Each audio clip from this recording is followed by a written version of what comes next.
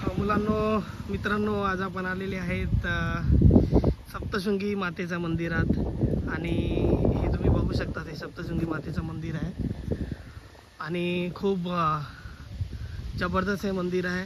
आणि जर तुम्ही आजूबाजूचा परिसर बघितला, लोकेशन बघितलं तर खूपच छान आहे आणि हे अशा प्रकारे परिसर खूप स्वच्छ आहे आणि मंदिर पण खूप छान आहे। तर प्रत्येकाने मला वाटते की दर्शनाला येत राहावे। डहाणूमध्ये असे खूप कमी प्लेसेस आहेत जे आपण इथे दर्शनाला येऊ शकतो। असे महालक्ष्मी मातेचा गड आहे, तशाच प्रकारे हे सप्तशृंगी मातेचं मंदिरसुद्धा खूप प्रसिद्ध आहे। इथे भाविक गण दर्शनाला येतात, खूप कमी येतात। मला वाटते की आपण सगळ्यांनी इथे खूप जोराने यायला पाहिजे सगळ्यांनी।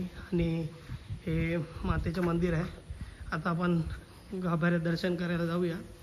ते मी आणि माझे मित्र आम्ही आज आलेले आहेत सगळे आणि इथे तुम्ही बघू शकतात प्रत्यक्ष जबरदस्त हे माताचे मंदिर आहे, बघू शकतात। बोलो सप्तशृंगी माते की जय। प्रत्येक दर्शन घेऊ शकतात छान प्रकारे, एकदम मस्त सजवलेले आहे मातेला आणि एकदम छान प्रकारे अशा प्रकारे मंदिर आहे। एकदम सुंदर आणि एकदम निर्मळ असं मंदिर आहे।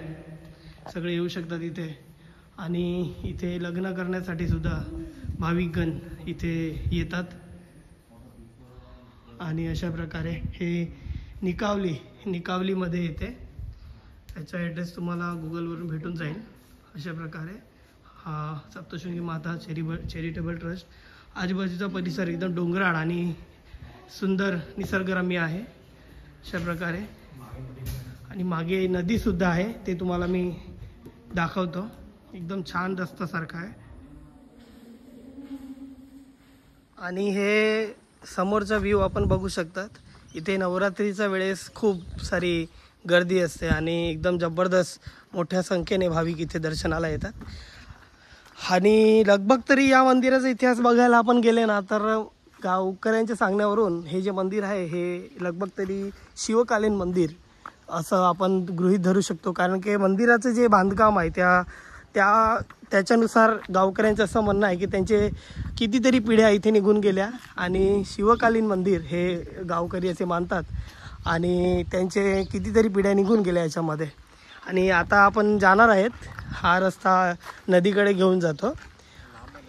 ही नदी एकदम सुंदर आणि किती स्वच्छ आहे आपण बघूया। आणि सूर्या नदी आहे ही आणि मंदिरापासून एकदम मंदिर हे नदीच्या काठावरच बसलेलं आहे। एकदम निसर्गरम्य वातावरण, आपण सगळे इथे दर्शनाला येऊ शकता। आपण इथे चालत इथे आलेले आहेत, सूर्या नदीवर आलेले आहेत। तुम्ही बघू शकता इथे वातावरण किती सुंदर आहे बघा, एकदम छान आहे।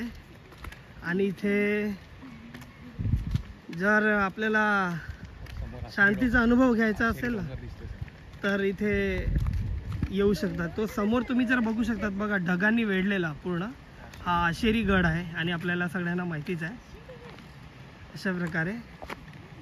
आणि अशा प्रकारे इथे छान प्रकारे ही नदी आहे बघा बरोबर। हा छोटासा सांकव इथे बांधलेला आहे आणि अशा प्रकारे इथे बघायला गेलं तर छान आहे। मी आणि माझे मित्र इथे आम्ही नेहमी येत राहतात। आमचा पूर्ण ग्रुप इथे ट्रस्टला आम्ही भेटसुद्धा देत असतो अशा प्रकारे। आणि बघू शकतात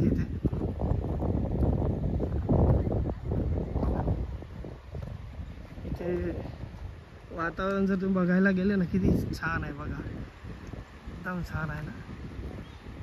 आणि बघा नदी बघा, असं वाटते की आपण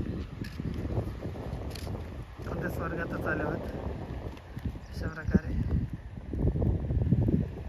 ठीक आहे, तर सगळ्यांनी आपल्या या छान अशा कावली गावामध्ये सगळ्यांनी दर्शनाला येत राहावे, जेणेकरून आपली संस्कृती टिकून राहील। जय महाराष्ट्र।